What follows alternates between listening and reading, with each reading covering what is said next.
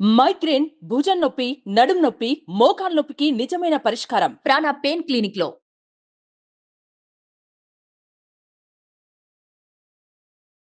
జై వీరబ్రహ్మ జై గోవిందమాంబ జై. నేను మీ కృష్ణమాచార్య శ్రీ బ్రహ్మపదం. 2024 సంవత్సరం నవంబర్ మాసం మిథున రాశి వారి యొక్క రాశిఫలం. శివాయ బ్రహ్మణే నమ, వీరబ్రహ్మేంద్ర స్వామినే నమో నమ. ఓవైపేమో వ్యయస్థానంలో 12వ స్థానంలో బృహస్పతి. ప్రశ్నాశాస్త్రాన్ని అనుసరించి వచ్చినటువంటి ఫలితం శుక్ర సంబంధమైనటువంటి స్థితి. జీవితంలో కొన్ని కఠినమైనటువంటి పరిస్థితులు మనకు ఎదురవుతూ ఉంటాయి. ఈ కఠినమైనటువంటి పరిస్థితులు ఎదురవటంలో కూడా 2 రకాలు. మనం ఎంత ప్రయత్నం చేస్తున్నా సానుకూలవంతమైనటువంటి స్థితి రాక కష్టాలు కన్నీళ్లు మనకు ఎదురవుతూ ఉండటం. కానీ మిథున రాశి వారి యొక్క జీవన గమనంలో ఒక విచిత్రవంతమైనటువంటి సందర్భాన్ని మనం చూడబోతాం. మనకుగా పరిస్థితులు అన్నీ కూడా అనుకూలవంతంగా ఉన్న వాటిని కఠినతరంగా మార్చుకోవటం, కొన్ని పరిస్థితుల నేపథ్యంలో కోపం చేతనో ఉద్దేశపూర్వకమైనటువంటి భావోద్వేగాల్ని నియంత్రించుకోలేకపోవటం వల్లనో మీకు మీరుగా కొన్ని కష్టాలని కొని తెచ్చుకునేటువంటి అవకాశం ఉంది. కుటుంబానికి సంబంధించినటువంటి కుటుంబ సభ్యుల్ని సరిగ్గా అర్థం చేసుకోలేకో కొన్ని విషయాల్లో ఏర్పడుతున్నటువంటి భావోద్వేగ సంబంధమైనటువంటి పరిస్థితుల వల్ల భార్యాభర్తల మధ్య అవ్వచ్చు, కుటుంబ సభ్యుల మధ్య అవ్వచ్చు, తగాదాలకు దారి తీసే అవకాశం ఉంది. నేను సంతోషకరంగా ఉన్నాను, నా జీవితం చాలా బ్రహ్మాండంగా ఉందని మనం అనుకోవటమే తప్ప ఒంటరిగా కూర్చుంటే కళ్ళెమ్మటి నీరు కాల్చేటువంటి మానసికమైనటువంటి సంఘర్షణలు అధికమవుతూ ఉంటాయి. దీనికి వేరొకరు ఎవరు కూడా కారణం కాదు. ఏదో రకంగా భావోద్వేగాల్ని నియంత్రించుకోలేకపోవటం వల్ల కొన్ని సమస్యల్ని మనంగా సృష్టించుకుంటాం. ప్రత్యేకించి ఎప్పుడైతే మన మనసు బాగోదో, భావోద్వేగాలు అధికమవుతూ ఉంటాయో, వృత్తి ఉద్యోగ వ్యాపార సంబంధమైనటువంటి విషయాల పట్ల ఏకాగ్రతను మనం పెట్టలేకపోతాం. దీనివల్ల మీ వృత్తి ఉద్యోగం లేదా వ్యాపారం ఈ విషయాల్లో విధి నిర్వహణ సరిగ్గా చేయలేకపోవటం వల్ల ఆర్థికపరమైనటువంటి అంశాల్లో కూడా మీకు సమస్యలు మొదలవుతూ ఉంటాయి. ఇది తీవ్రమైనటువంటి నిరాశకి, నిస్పృహకి తావిచ్చేటువంటి అంశం. చేయాల్సినటువంటి విధి నిర్వహణ అనేది కూడా ఆలోచన లేకపోవటం, వృత్తి ఉద్యోగ వ్యాపార సంబంధమైనటువంటి విషయాల్ని కూడా సరిగ్గా నిర్వర్తించని కారణంగా ఆర్థిక సమస్యలు తలెత్తుతాయి. దీనివల్ల కొన్ని ఇబ్బందులు కూడా ఎదుర్కొనేటువంటి అవకాశం ఉంది. ప్రత్యేకించి సంతానపరమైనటువంటి విషయాల పట్ల మీరు ఎక్కువగా ఆలోచన చేస్తారు. వాళ్ళు వృద్ధిలోకి రావాలి, వాళ్ళు క్రమశిక్షణలో ఉండాలి, వాళ్ళకు సంబంధించిన విద్య, ఉద్యోగం, వివాహం, బాధ్యతలు వీటి గురించి ఎక్కువగా ఆలోచిస్తున్నటువంటి మీకు సంతానపరమైనటువంటి స్థితిగతుల్లో వాళ్ళ నుండి కూడా ఏదైనా వ్యతిరేకతలు వచ్చేటువంటి అవకాశం ఉంది. అతి సర్వత్రా వర్జయేత్, ఏది కూడా అతిగా ఉంటే మనకు ప్రమాదమే. కొన్ని రకాలైనటువంటి కట్టుబాట్లతో కూడినటువంటి నిర్ణయాలతో మీరు తీసుకునేటువంటి నిర్ణయాలను వాళ్ళు ఏకీభవించకపోవటం వల్ల కొత్త సమస్యలు తలెత్తే అవకాశం ఉంది. ఏది ఏమైనప్పటికీ కూడా మిథున రాశి జాతకులకు ఉన్నటువంటి ప్రధానమైనటువంటి సమస్య భావోద్వేగాలను నియంత్రించుకోకపోవటం వల్ల కుటుంబపరమైనటువంటి అంశాల్లో సమస్యలు వస్తాయి, ఏకాగ్రత కోల్పోతారు. తత్కారణంగా విధి నిర్వహణ సరిగ్గా చేయని కారణంగా వృత్తి ఉద్యోగ వ్యాపార సంబంధమైనటువంటి అంశాల్లో కొన్ని ఇబ్బందులు వస్తుంటాయి.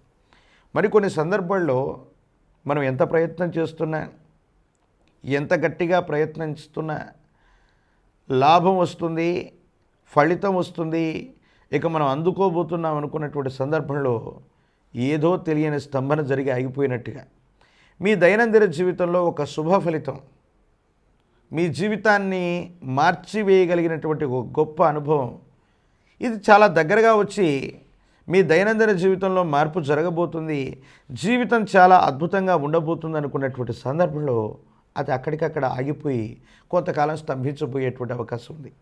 దీని పట్ల తీవ్రమైనటువంటి నిరాశకి, నిస్పృహకి కూడా లోనయ్యేటువంటి అవకాశం ఉంది. ఏది ఏమైనప్పటికీ కూడా ఆర్థికపరమైన అంశాలు, వ్యక్తిగతమైనటువంటి జీవితం వీటికి సంబంధించినటువంటి స్థితిగతుల నుంచే కాదు, ఆరోగ్యపరమైనటువంటి అంశాల పట్ల తస్మాత్ జాగ్రత్త. సమయానికి నిద్ర ఆహారాలు సరిగ్గా లేకపోవటం వల్ల జీర్ణ వ్యవస్థకు సంబంధించినటువంటి విషయాల్లో ఆరోగ్య సమస్యలు తలెత్తేటువంటి అవకాశం ఉంది.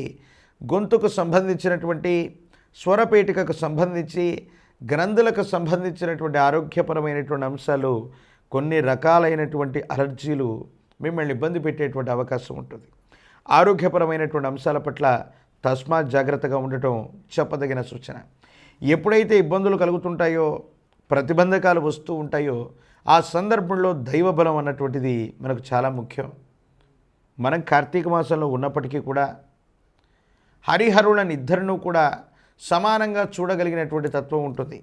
మనందరం కూడా విష్ణుమూర్తి స్వరూపమైనటువంటి ఉసిరిక చెట్టు ఉన్నటువంటి చోట కార్తీక మాసంలో మనం వనభోజనాలు చేస్తూ ఉంటాం. విశేషంగా ఈ కార్తీక మాసంలో శివకేశవులకి భేదం లేదన్నట్టుగా ఏదైనా ఒక శనివారం పూట పరమేశ్వరుడి యొక్క ఆలయ ప్రాంగణానికి వెళ్ళి స్వామివారికి అభిషేక క్రతువును నిర్వహించండి.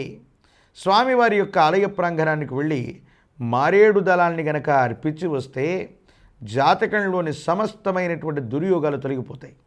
అదే రోజు సాయంకాలం లేదా అదే సమయం తర్వాత పరమేశ్వరుని సందర్శించినటువంటి తర్వాత ఆ విష్ణుమూర్తి యొక్క ఆలయ ప్రాంగణానికి వెళ్ళి విష్ణుమూర్తికి తులసీ దళాలతో కట్టినటువంటి మాలని స్వామివారికి అందజేస్తే స్వామివారికి సర్వాభరణాలు ఇచ్చినటువంటి విశేషవంతమైనటువంటి ప్రీతి కలుగుతుంది.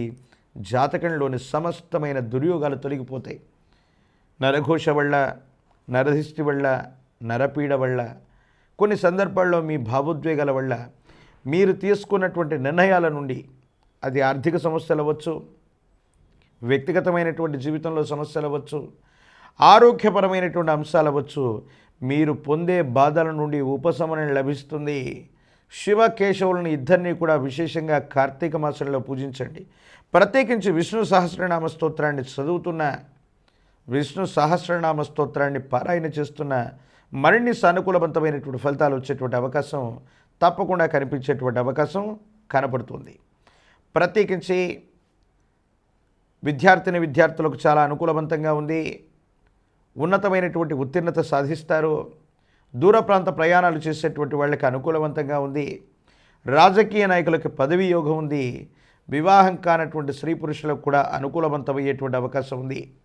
ఏది ఏమైనప్పటికీ కూడా ఈ కార్తీక మాసంలో హరిహరులకు భేదం లేదన్నట్టుగా మనం చేసేటువంటి ఇటువంటి పూజాది క్రతువులు అనుకూలవంతమైనటువంటి స్థితిగతులకు కారణమవుతాయి. మీ జాతకంలో అద్భుతమైనటువంటి ఫలితాలని కూడా తప్పకుండా తీసుకొచ్చేటువంటి అవకాశాలు కనపడుతున్నట్టుగా మనం చెప్పచ్చు.